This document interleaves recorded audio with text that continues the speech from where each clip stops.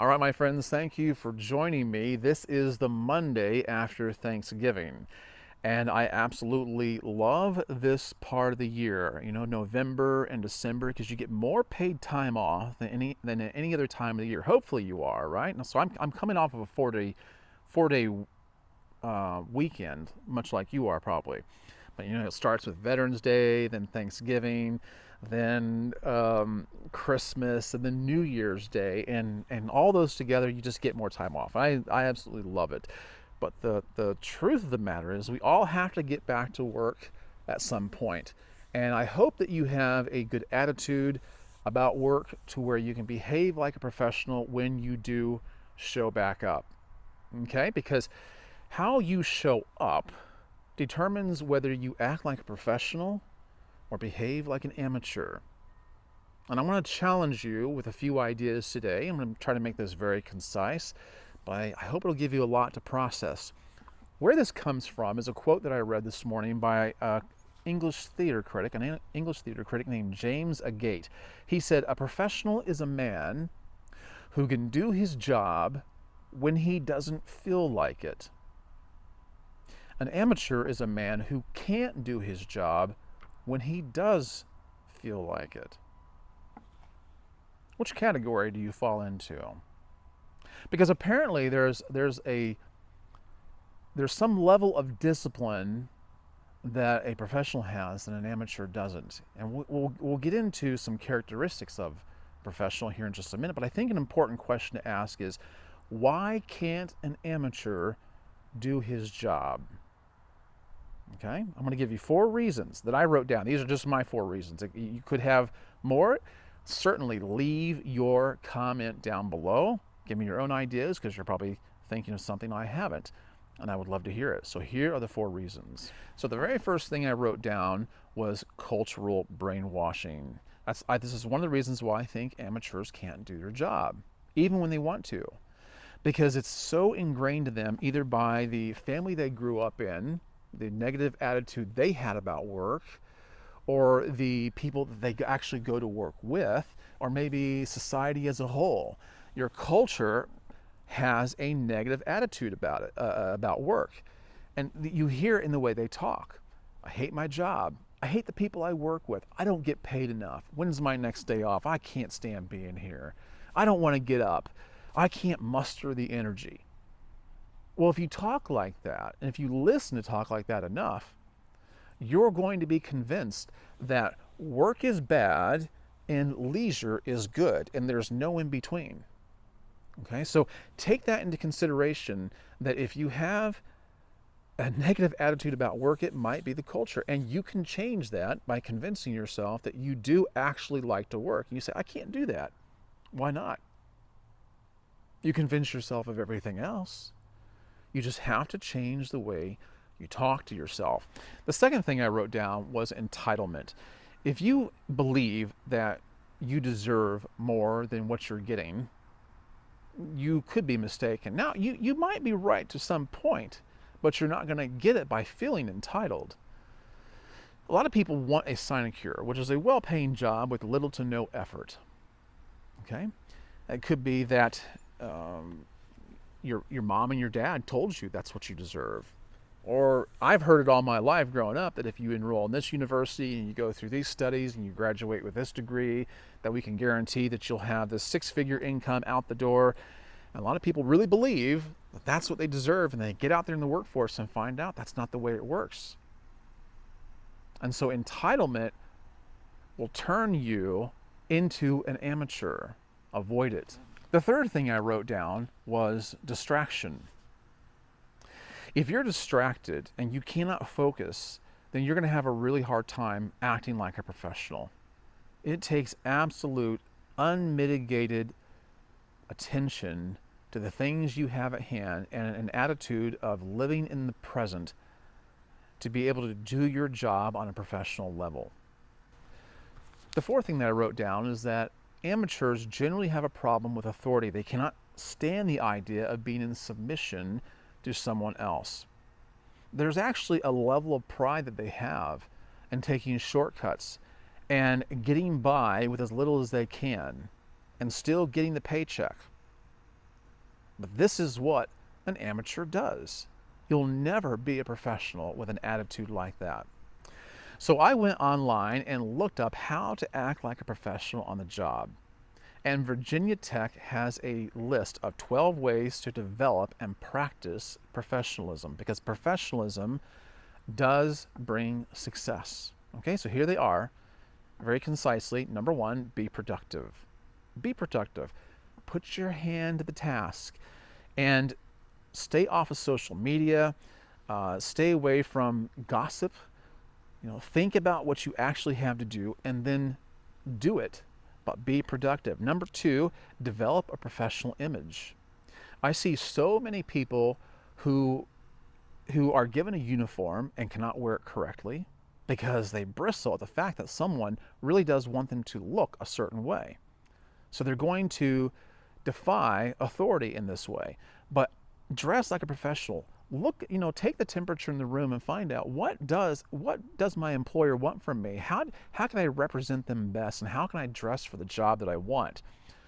Number three, take the initiative. I know so many people, even in my own line of work, I know so many people who cannot make an executive decision about anything. They know what they're supposed to do, they know the steps to take, but they don't want to take the responsibility of having made a decision. So rather than that, they'll slough it off onto somebody else by asking for permission to do everything, and it looks very weak. So take the initiative. Take more work upon yourself if you have the opportunity to do so, but just take the initiative to make decisions that you're capable of making on your own, and don't put everything on the people above you. And that's my take on it, because that's what I see. Number four, maintain effective work habits. All you have to do is look at how you can streamline your work. You've been doing what you're doing long enough to know the best way to do things. But because you have a bad attitude about work, you may be dragging your feet and purposely sabotaging yourself. Find out what is if you have to, make a list of all the ways that you can make things easier on yourself and easier on the company, but be effective. Number five, manage your time efficiently. Manage your time efficiently. You have a deadline, and if you don't have a deadline, you should be making goals, but learn to manage it. I do that not just at work, but I do that at home. And if that's one of the greatest ways to form a discipline about work itself is, give yourself a certain allotment of time to do any given task, and that will go a long ways. Number six, demonstrate integrity. No matter where you are, no matter what you're doing, who you're dealing with, or who's looking and who's not looking, always do your job to the utmost. Do it with integrity. Because as I was growing up, I was always told that even if no one else sees you, God does and rewards your work. That is one of the great ways to do your job with integrity. Number seven, provide excellence. Provide excellence. You may be getting a certain amount of joy out of sabotaging your employer, but by not giving him your best, him or her your best, and by delivering less than what you should. But you shouldn't feel proud about that. You shouldn't even feel happy about that. Just provide excellence in every category of your job, and I think it'll change the way you think even about yourself. Number eight, be a problem solver. Be a problem solver. This kind of goes back to take the initiative, as I was talking about. When I was talking about make executive decisions for yourself. But I think where this goes a little bit further is don't make complaints unless you can also offer a solution. Don't just level a gripe for the sake of doing so. If you have a complaint about something, be able to offer up something, even if you don't think it'll work or if they don't listen to you. Offer up something, but be a problem solver, because that'll show them that you have something to you, and you might be in consideration for greater responsibilities later on. Number 9, be resilient. How can you do that? Well, know that not everything goes right. A lot of things do go wrong. In fact, I told my wife the other day, I know when I get this one car fixed up, the other car's going to start breaking down. I won't get a break, but I expect that. And when you expect everything to not go so well, you can tell yourself, no matter how things go down, I'm going to work with integrity. I'm going to provide excellence. I'm going to give my very best. I'm going to be attentive. I'm going to be present. But when you make that decision ahead of time, knowing that things may go south, you can work that way. Okay? That's how you be resilient. Number 10, communicate effectively. You can either communicate with your boss or communicate with your co-employees, but that's how teamwork is developed. That's how logistics are met. That's how you get what you need. You need to state what you want, what you need, and how things are to be done in order to make things work like a well-oiled machine. Number 11, develop self-awareness. If you're doing something wrong and someone brings it to your attention, be willing to change. Be willing to admit that maybe you didn't know that's what you were doing, or that I really could be doing things better. But be very self-aware. And a lot of that is facilitated by just adopting a humble attitude. And last one here, build relationships. You cannot be successful without other people. You just cannot. I know a lot of people have this pipe dream of being a self-made man or self-made individual, but you cannot get anywhere of any value without other people. So this kind of goes back to a video I made last week. You can be friendly to everybody. Be friendly. Think about other people's best interests. Facilitate that and help others excel in their work. And if nothing else, just keep your mouth shut about all the negative thoughts you have about work and don't drag others down. And if you aim to build relationships that way, you're going to find your steps to success being a little bit easier, because when it comes down to that time when you have to apply for another job within the company or somewhere else, it helps to have people saying good things about you. Okay?